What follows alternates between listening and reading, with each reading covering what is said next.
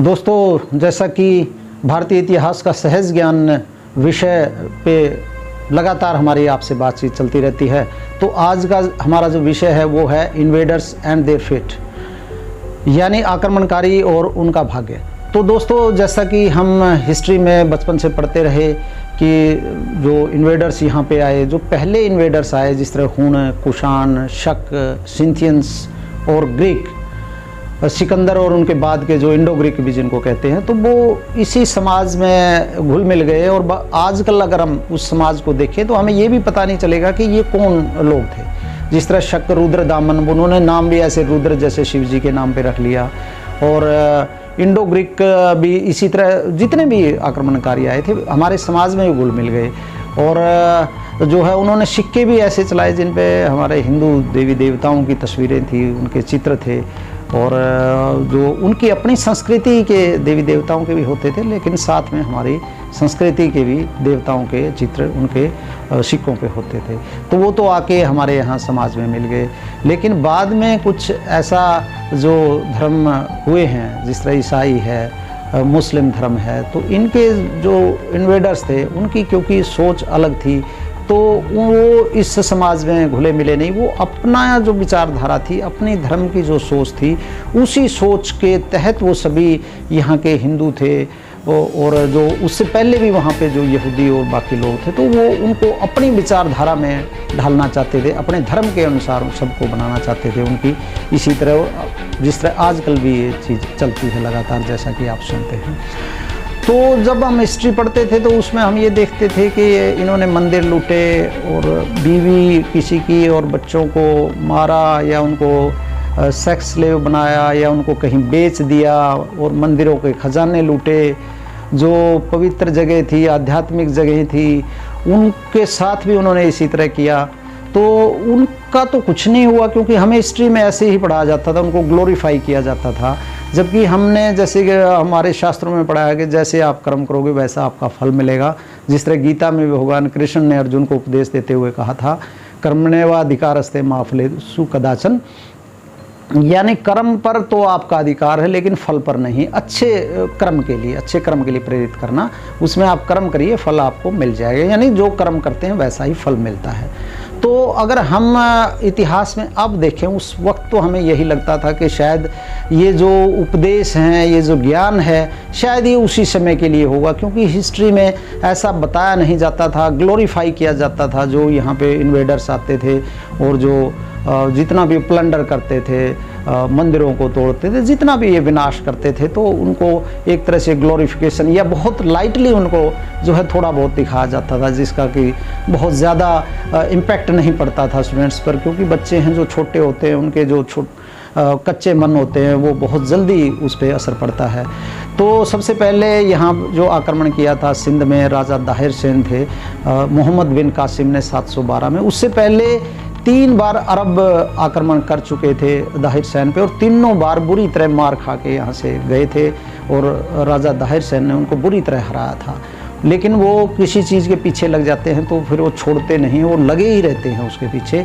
तो फिर 712 में मोहम्मद बिन कासिम आया। मोहम्मद बिन कासिम लड़ाई जीत गया, और उसके बाद उसने बहुत बौद्ध विहार थे वहाँ सिंध में, वहाँ बुद्धिस्ट जो लड़कियाँ थी, जो नन्स थी, भिक्षुणी थी, उनको उसने खलीफा की सेवा में भेज दिया। सेवा का मतलब वहाँ सब कुछ होता है, सेक्स स्लेव बनाना या उनको बेचना, या जो भी उनका वहाँ पे इस तरह के काम होते हैं। और यहाँ भी उसने जो है अपना जो राजकाज शुरू किया।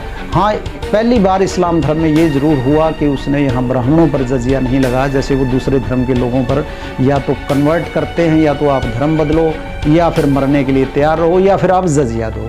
तो जजिया यहाँ ब्राह्मणों पे नहीं लगाया। तो पहली बार उसको कहीं पे ऐसा इस सभ्यता और संस्कृति का असर था कि जो वो ज्ञान का जो प्रसार करते थे ब्राह्मण थे, तो उन पे कहीं न कहीं वो एक जो है उसकी वो शर्म करी, या जो भी कुछ किया। क्योंकि जो ज्ञान की बात हम करते हैं, क्योंकि बहुत बदनाम किया जाता है कि ब्राह्मण जो है वो शोषण ही करते थे और फूट डालने का जो काम किया जाता है।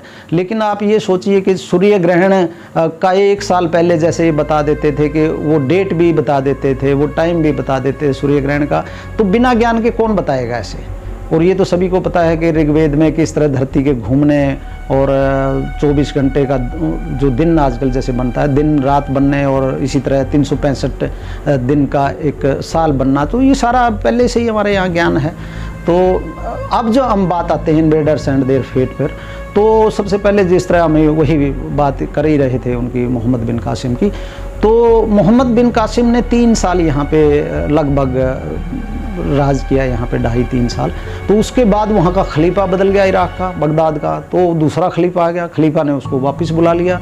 वापस बुलाने के बाद उसकी खाल उतरवा के और उसमें भूस भर दिया खलीफा ने। अब आप सोचिए कि कर्मों का फल किस तरह सामने आता है। वो तो उन्हीं का काम कर रहा था, उन्हीं के लिए यहाँ आया था, वही बर्बादियाँ कर रहा था। फिर उसका अंजाम कितना बुरा हुआ। आप सोचिए कि किसी इंसान की खाल को उतार कर उसमें भूस भर देना, इससे बुरी सज़ा, इससे बुरा किसी के साथ क्या हो सकता है। तो साथ के साथ आप कह सकते हो, चाहे वो किसी भी रूप में मिले, क्योंकि जो हमारे ज्ञान है, हमारे शास्त्र हैं, वो तो पूरी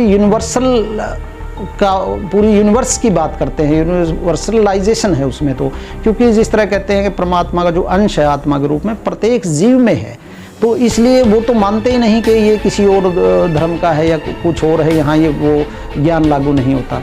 तो उसके बाद जो दूसरे आक्रमणकारी महमूद गजनवी को कश्मीर में बुरी तरह हराया गया। वहाँ की रानी दिद्दा थी जो काबुल हिंदू शाही राजवंश थी, क्योंकि महमूद गजनवी से बहुत पहले की बात नहीं है कि उस वक्त वहाँ पे हिंदू बहुत बड़ी संख्या में थे, हिंदुओं का वहाँ राज्य था।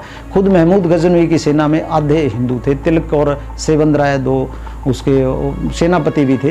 हालांकि वो एक तरह से हम कह सकते हैं कि कायरी हैं। जब आप अपने मंदिरों को ध्वस्त कोई कर रहा है उसका साथ दे रहे हो, तो स्वाभाविक है आप उस धर्म में बहुत समय आप मुकाबला नहीं कर सकते गलत चीज़ों का, जब आप गलत चीज़ों का साथ दे रहे हो। तो महमूद गजनवी का सब कोई पता है, उसने सोमनाथ मंदिर का 1025 में जो ध्वस्त किया था उसने सोमनाथ मंदिर, उससे पहले भी लगातार वो ध्वंस करता रहता था। हालांकि वो 3 बार पिटा यहाँ पे आके, कश्मीर में 2 बार उसकी पिटाई हुई, भाग गया यहाँ से वो वापस गजनी की तरफ। और एक बार विद्याधर एक राजा थे चंदेल के, उनके हाथों भी उसने समझौता करना पड़ा और काफ़ी उस तरह जो है जीत तो बहुत दूर की बात थी। और फिर जो 1025 का सोमनाथ का ख़जाना लूट के उस सिंध के ज़रिए जब गजनी की तरफ जा रहा था, तो वहाँ उसने एक मुल्तान के पास कैंप लगाया। तो वहाँ के हिंदू जो जाट थे, उस टाइम हिंदू बहुत ज़्यादा संख्या में थे, उस वक्त भी बहुत ज़्यादा थे, तो उन्होंने उसके ऊपर हमला किया। ना केवल उसका लूटा हुआ खजाना लूटा, बल्कि उसको इतनी बुरी तरह वहाँ पे मार पड़ी, उसको उसकी सारी सेना को तहस नहस उन्होंने कर दिया। और वो कोई ट्रेंड सोल्जर भी नहीं थे, उनके पास वैसे हथियार भी नहीं थे, ना तलवार भाले उस तरह के भी नहीं थे, वो तो खेती वाले औजार थे जिस तरह खेती में जो इस्तेमाल करते हैं, उन्हीं से तहस नहस कर दिया। अगर इतना बहादुर था तो उसकी इतनी दुर्गति क्यों हुई? खुद जख्मी हो गया, भाग गया और बीमार पड़ा रहा, सालों में जाके ठीक हुआ वो। और उसके बाद दोबारा हिम्मत नहीं कर सका किसी पे हमला करने का, लूटने का, मंदिर ध्वंस करने का, गुलाम बनाने का। उसके बाद तो उसने वो धंधा ही इस लायक ही नहीं बचा कि वो इस तरह के काम करे दोबारा। तो ये भी उसका कर्मों का फल ही है। और उसके बाद अगला जो हम पात्र इसमें लेते हैं वो है मोहम्मद गोरी।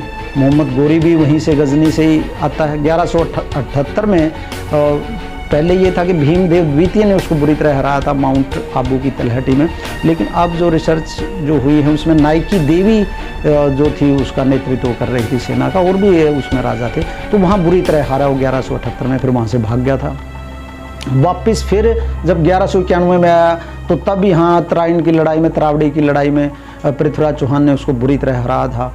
और गोविंद राय जो दिल्ली का उसका कमांडर था पृथ्वीराज का, तो उसने बुरी तरह भल्ले की नोक से उसको उसके बाँह पे वार किया था, तो ज़मीन पे जा पड़ा था घोड़े से नीचे। और फिर खिलजी सैनिक उसको उठा के ले गए थे, उसके बाद भाग गया था वो।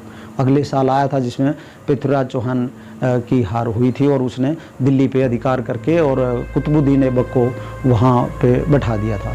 तो उसके बाद 1206 ईस्वी में जब वो खोखर वहाँ एक बहुत लड़ाकू कौम थी, पंजाब के जो उस तरफ का इलाका है पाकिस्तान वाला, वहाँ पे तो एक बार 1206 ईस्वी में वो बार बार हमले करता था, उनको बार बार परेशान करता था। जब वो नमाज पढ़ रहा था अपने शिविर में, तो उसी वक्त खोखरों ने उसकी छुरा मारकर हत्या कर दी थी। आप सोचिए कि जब वो अपने इष्ट से जो उसके लिए वो कर रहा था, जब अपनी प्रार्थना, उस वक्त हत्या होना और वो भी छुरा मार के, आप सोचिए कि फेट कर्मों का फल किस तरह मिलता है। तो दोस्तों आज हम इतनी ही बात करेंगे, अगली बार आपसे फिर किसी और विषय पे हम बातचीत करेंगे। तब तक के लिए धन्यवाद।